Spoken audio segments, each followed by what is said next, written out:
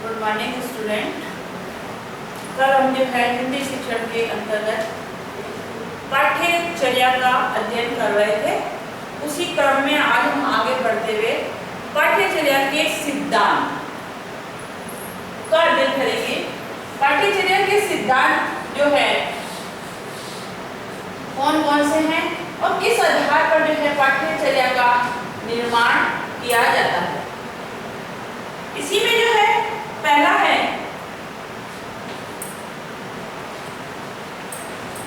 विविधता का सिद्धांत। दूसरा है समन्वय का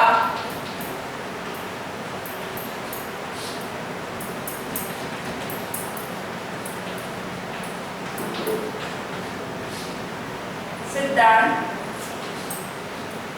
तीसरा है नमनीयता का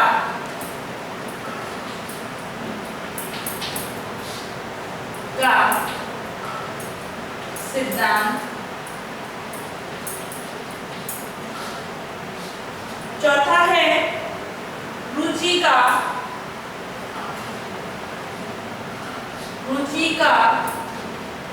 सिद्धांत।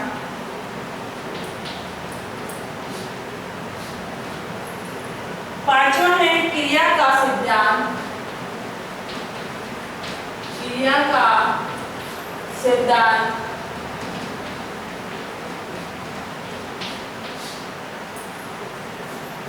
छठा है जीवन से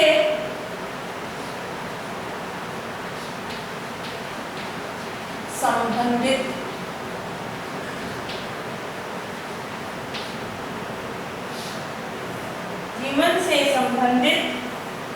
का सिद्धांत। ठीक है। पहला है विविधता का सिद्धांत। विविधता से तात्पर्य है भिन्न भिन्न प्रकार की। एक ही प्रकार से यदि कार्य को प्रस्तुत किया जाता है या सिलेबस को या पाठ्य विषय को प्रस्तुत किया जाता है तो क्या होता है, धीरे धीरे बालक उसमें रुचि कम लेने लगता है। तो एक विषय वस्तु के अंदर जो भी विषय वस्तु सम्मिलित की जा रही है, एक विषय में जो भी विषय वस्तु सम्मिलित की जा रही है वो विषय वस्तु विविधता लिए हुए होनी चाहिए।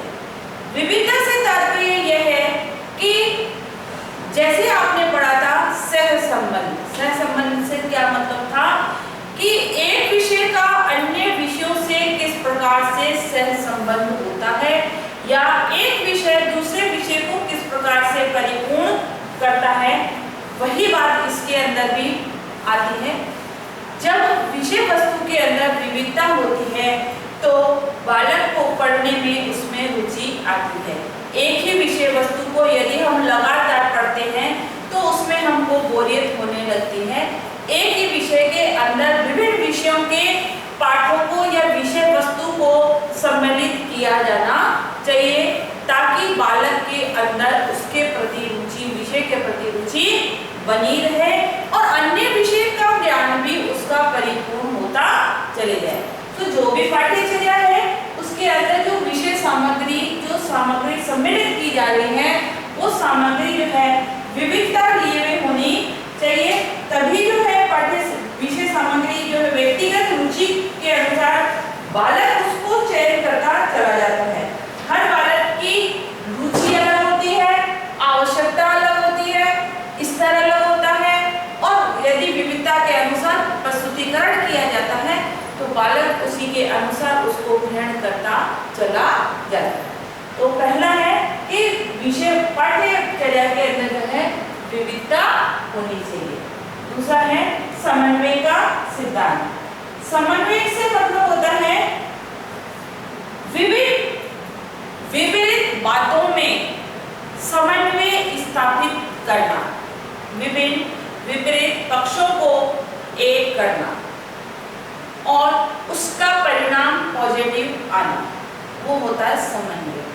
तो मान लो हम हिंदी विषय पढ़ रहे हैं, तो हिंदी विषय के का सिर्फ हिंदी से ही संबंध नहीं है। हिंदी उसका मूल विषय है, परंतु वह अन्य विषयों को अपने अंदर सम्मिलित करता है और उसी के माध्यम से वो विषय जो है अपने अंदर व्यापकता की विषय वस्तु को धारण करता चला जाता है। इसलिए जो विषय है उस विषय के अंदर अन्य विषयों के बातों को सम्मिलित करना या विपरीत बातों को सम्मिलित करके प्रस्तुत करना।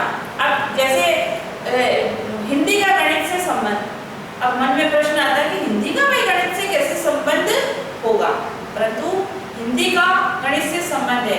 क्यों? संख्याओं का ज्ञान हमको किससे होता है? गणित से होता है। तो जो सन इत्यादि उसमें होते हैं, जो संख्याएं उसके अंदर सम्मिलित होती है, उसका ज्ञान यदि हमारे को नहीं होगा तो हम उसको जान नहीं सकेंगे, समझ नहीं पाएंगे। इस प्रकार से हिंदी का गणित से संबंध होता है। वैसे भी अन्य विषयों का जो है इसमें समन्वय होना जरूरी है। दूसरा है, अगला है नमनीयता का सिद्धांत। नमनीयता से मतलब है लचीलापन, फ्लेक्सिबिलिटी। अब किसी चीज में यदि परिवर्तन की गुंजाइश नहीं होती है तो वो समय के साथ में अपना मूल्य खो देती है, ठीक है।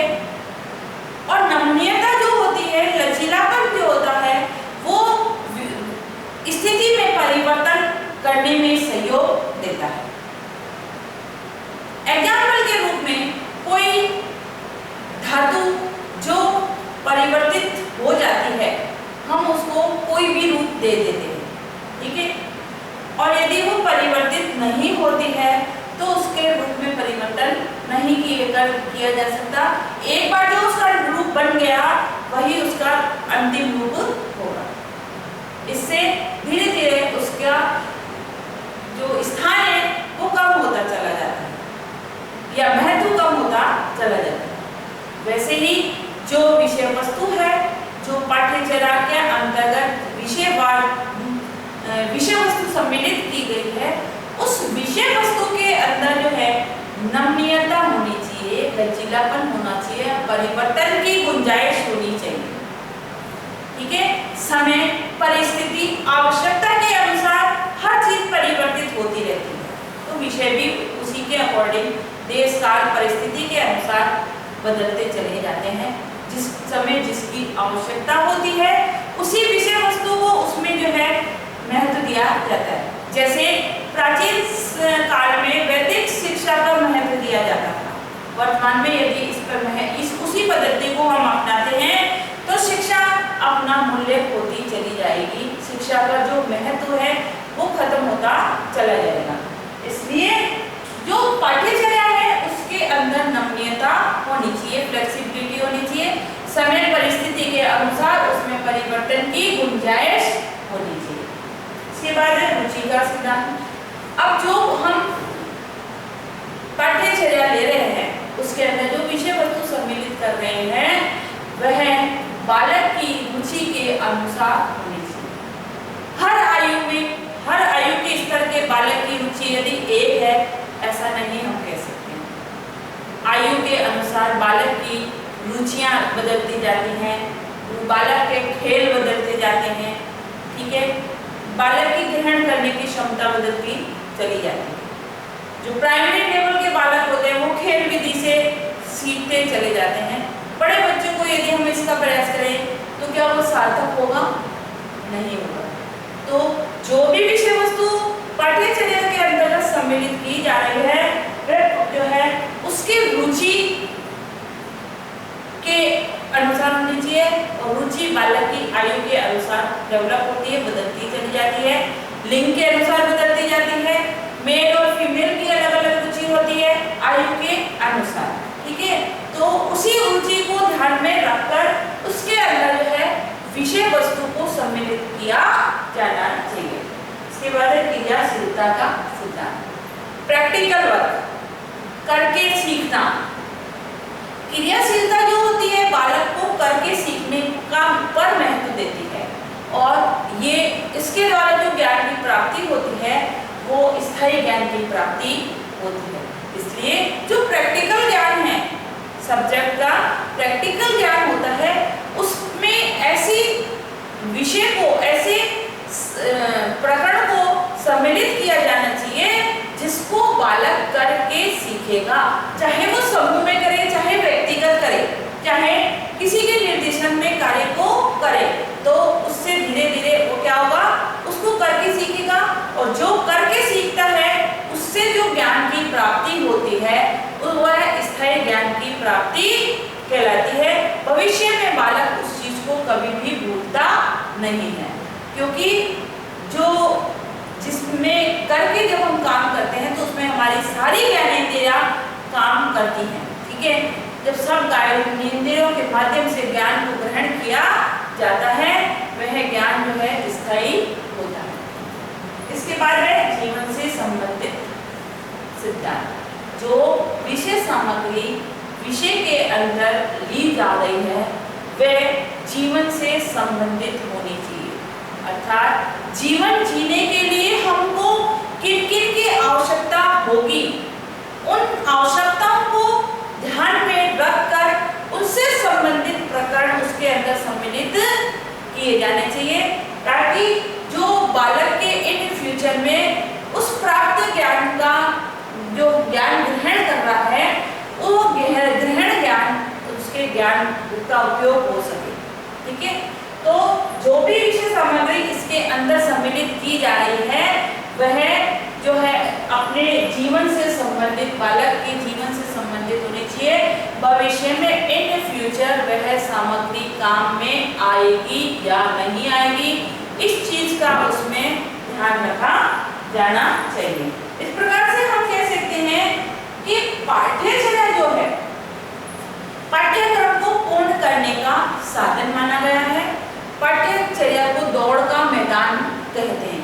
जैसे दौड़ के मैदान में एक एक कदम बढ़ाते हुए हम मंजिल तक पहुंचते हैं, वैसे ही शिक्षण के अंदर जो विषयवार विभाजन करके उन विषयों का प्राप्त ज्ञान प्राप्त करते हुए एक एक सीढ़ी, एक एक कक्षा हम बढ़ते जाते हैं और धीरे धीरे हम संपूर्ण विषयों का ज्ञान हासिल कर लेते हैं, वह जो है पाठ्यचर्या कहलाती है।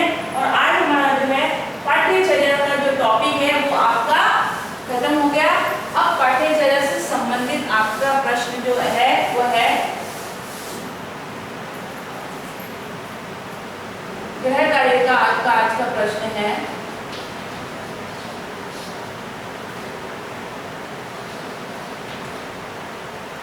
पाठ्यचर्या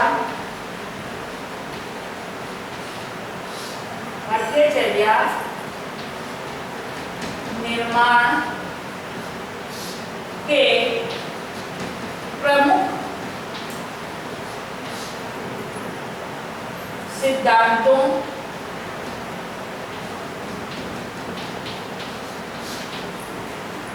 को उदाहरण देकर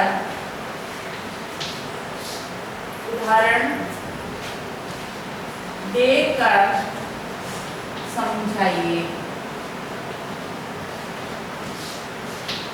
साथ ही घर में रहिए, सुरक्षित रहिए, अपने हाथ को बार बार में धोते रहिए, दिन में 2 बार कम से कम गर्म पानी विद नींबू का रस डाल के उसका सेवन करें ताकि आप कोरोना से सुरक्षित रह सकें।